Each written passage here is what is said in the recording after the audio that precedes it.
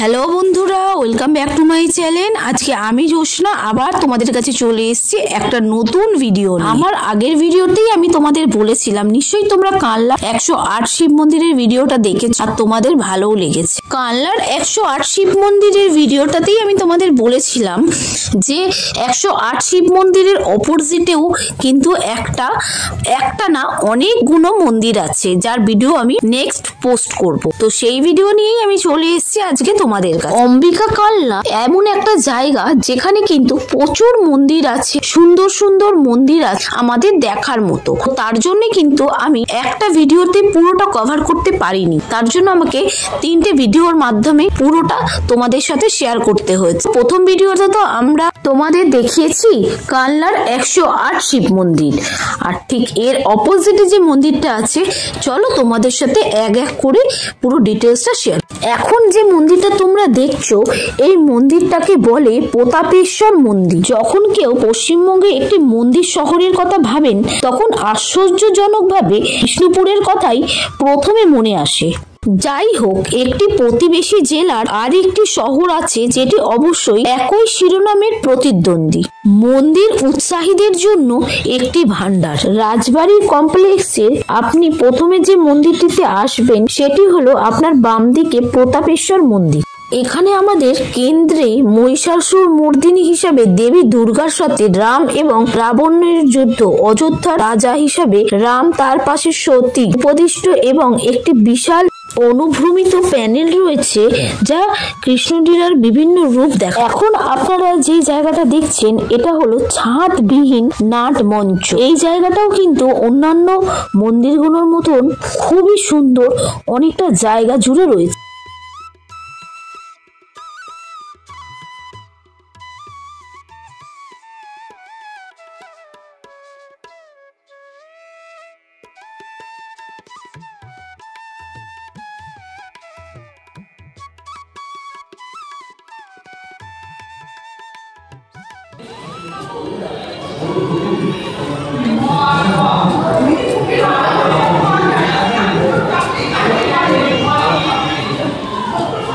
অম্বিকা কালনা রাজবাড়ির মন্দির কমপ্লেক্সের প্রাচীনতম কাঠামো হলো লালজি মন্দির। এখন আমরা লালজি মন্দিরে প্রবেশ করে মহারাজা কীর্তিচাঁদ তার মা ব্রজকিশোরী দেবীর জন্য এই মন্দিরটি তৈরি করেছিলেন।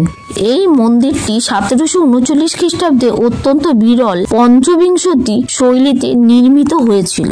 পশ্চিমবঙ্গে মাত্র 5টি পঞ্চবিংশতি রত্ন মন্দির রয়েছে এবং এর মধ্যে 3টি অম্বিকা কালনায় অবস্থিত। লালজি মন্দির, কৃষ্ণচন্দ্র মন্দির এবং গোলাপজির মন্দির। একটি পঞ্চবিংশতি রত্ন মন্দির প্রথম তলায়, এর 4টি কোণে 3টি চূড়া সহ 3টি তলা নিয়ে গঠিত। অষ্টভুজাকার দ্বিতীয় তলায় প্রতিটি কোণে একটি করে চূড়া, সব মিলিয়ে মোট 25টি চূড়া রয়েছে।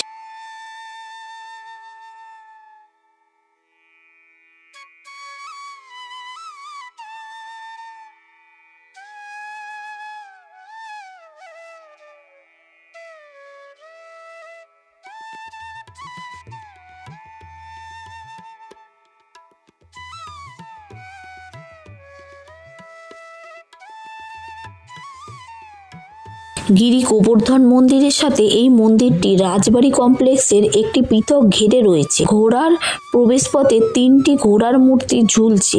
ঘোড়াকে বর্ধমান রাজের চিহ্ন হিসাবে বিবেচনা করা হয়। মন্দির চত্বরে 4.5 মিটার উঁচু একটি ঘেরা দেওয়াল রয়েছে। মন্দিরের মূল অংশটি একটি উঁচু মঞ্চের উপর। মন্দিরের উত্তর দেওয়ালে প্রায় 6.5 মিটার উঁচু এবং দক্ষিণ দেওয়ালে প্রায় 5.5 মিটার উঁচু। মন্দিরের ব্যবহৃত দক্ষিণে একটি সাধারণ চর চালা শৈলীর ছাদ এবং একটি নাট মন্দির রয়েছে। নাট মন্দিরের প্রতিটি পাশে 5টি করে প্রবেশপথ রয়েছে, যার দক্ষিণে দিকে খিলানযুক্ত প্রবেশপথ রয়েছে।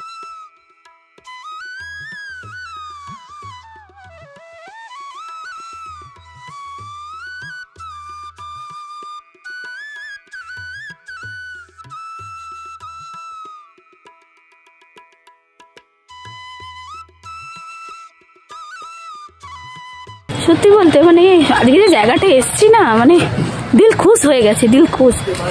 দারুণ একটা জায়গা গো, মানে দেখো দারুণ একটা জায়গা, মানে কি বলবো, আমার তো খুব ভালো লেগেছে। মানে আমি আশা করিনি যে এত সুন্দর জায়গায় আসতে পারবো। দারুণ পুরি পুরি ফিল হচ্ছে, মানে এখানের এত সুন্দর সুন্দর কি বলে কারুকার্য দেখে দেখো পুরি মনে হচ্ছে আমি পুরীতে আছি। দারুণ জায়গা।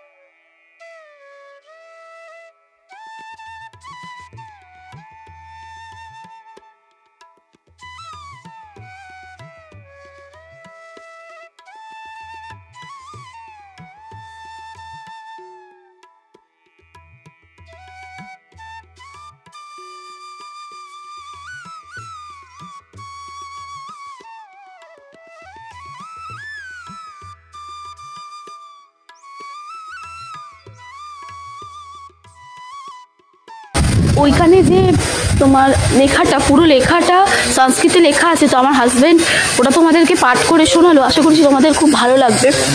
এই জায়গাটায় যে এসছি না, প্রত্যেকটা মন্দিরে মানে ঝড় জল বৃষ্টিতে বিপর্যস্ত অবস্থা, প্রত্যেকটা মন্দিরের গায়ে এত সুন্দর সুন্দর পোড়ামাটির নকশা করা আছে, মানে দারুণ। প্রত্যেকটা মন্দিরেই তোমরা ওই মন্দিরটাতেও দেখতে পাবে, ওই মন্দিরটাতেও দেখা যাবে যে প্রত্যেকটা মন্দিরের গায়ে কিন্তু খুব সুন্দরভাবে পোড়ামাটি দিয়ে মানে বানানো হয়েছিল। কিন্তু আমাদের ঝড় জল বৃষ্টির কারণে এই জায়গাগুলো যে সৌন্দর্য ওটা আস্তে আস্তে নষ্ট হচ্ছে।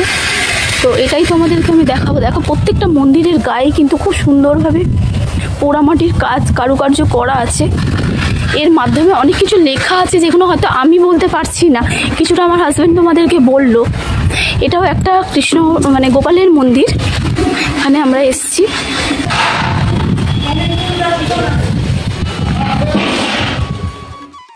এই যে মন্দিরটা তোমরা দেখছো, এই মন্দিরটা হলো রাধা গোবিন্দের মন্দির। এই মন্দিরের মধ্যে শুধু রাধা গোবিন্দই নেই, এখানে আছে মা গৌরী, মহাদেব আর গণেশ। এই রাধা গোবিন্দের মন্দিরেই কিন্তু ভোগ খাওয়ানোর ব্যবস্থা আছে। এই যে তোমরা চাতাল দেখছো, এখানে কিন্তু ভক্তগণ বসে ভোগ প্রসাদ গ্রহণ করে। কিন্তু ভোগ প্রসাদের জন্য তোমাদের আগে 10টার মধ্যে এসে টিকিট কাটতে হবে। টিকিটের মূল্য মাত্র 50 টাকা। ভোগ প্রসাদের মধ্যে কিন্তু অনেক কিছু আইটেমই থাকে। তো বন্ধুরা, তোমরা যদি ভোগ প্রসাদ গ্রহণ করতে চাও তাহলে 10টার আগে এসে এখানে টিকিট কেটে তারপরে তোমাকে আম্বিকা কানলা যতগুলো মন্দির আছে সমস্ত মন্দির ঘুরে তারপরে 1টা থেকে 1:30টার মধ্যে এখানে এসে ভোগ প্রসাদ গ্রহণ। কথায় বলে না, সবই কিন্তু বাবার ইচ্ছা। দেখো আজকে আমাদের আসার ছিল, কিন্তু মানে আমাদের যাওয়ার ছিল বিষ্ণুপুরে, বুঝলে? আজকে আমাদের যাওয়ার ছিল বিষ্ণুপুরে, সমস্ত ফাইনাল হয়ে গেছে। কিন্তু শনিবার দিনকে হট করে আমার হাজবেন্ড বলছে বিষ্ণুপুরে যাব। তো চলো না, বর্ধমানে কানলার ওখানে মহাদেবের মন্দির আছে, খুব সুন্দর সুন্দর টেরাকোটার কাজ আছে, তো চলো ওখান থেকেই ঘুরে আসি। আর হট করে প্ল্যানও হয়ে গেল, দেখো চলেও এলাম আমরা। তাই এখানে এসে দেখছি বাবা তো আছে ওখানে 108 শিব মন্দিরে, এখানেও রাধা মাধবের মন্দির। এই দেখো রাধা মাধবের মন্দির, পাশে কিন্তু পাশে দেখো মহাদেব আছে, তার পাশে গণেশ আছে, আর ওইটা মা গৌরী। তো সেই এখানেই একজন এসছিলেন আমারই মতো দর্শনার্থী, ওনাকে আমি বলছিলাম সবই কিন্তু বাবার খেল, মানে বাবা টেনেছে তাই জন্যই আসতে পেরেছি। বাবা ডেকেছে, হয়তো কোনো কারণে, কারণ আমরা তো বর্ধমানে 108 মন্দিরেও গেছিলাম, আবার ঠিক তারপরেই মানে তারপরে তোমার শরীরটা খারাপ হয়ে গেল, 2 সপ্তাহ বেরোয়নি, ঠিক তারপরেই আবার এখানে এলাম। তাই আমার তো ভীষণ ভালো লেগেছে, মানে মন্দিরের প্রত্যেকটা জায়গায় দেওয়ালটার সামনে দাঁড়িয়ে আছি, দেখো এত সুন্দর সুন্দর কাজ, মানে দারুণ, অসাধারণ।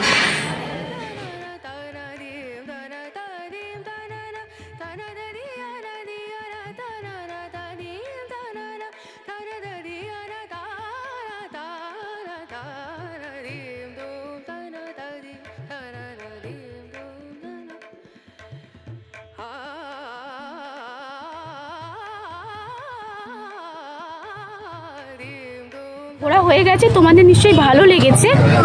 তো এখন আমরা অন্য স্টেশনে যাওয়ার আছে, তো এখান থেকে বেরিয়ে যাচ্ছি। তোমাদের ভিডিওটা কেমন লেগেছে অবশ্যই কিন্তু লাইক কমেন্ট করে জানিও। যারা এখনো পর্যন্ত সাবস্ক্রিপশনটা করোনি তারা কিন্তু একটু সাবস্ক্রাইব করে দিও, আর যারা ফেসবুক থেকে দেখছো ভুলো না কিন্তু ফলো করতে।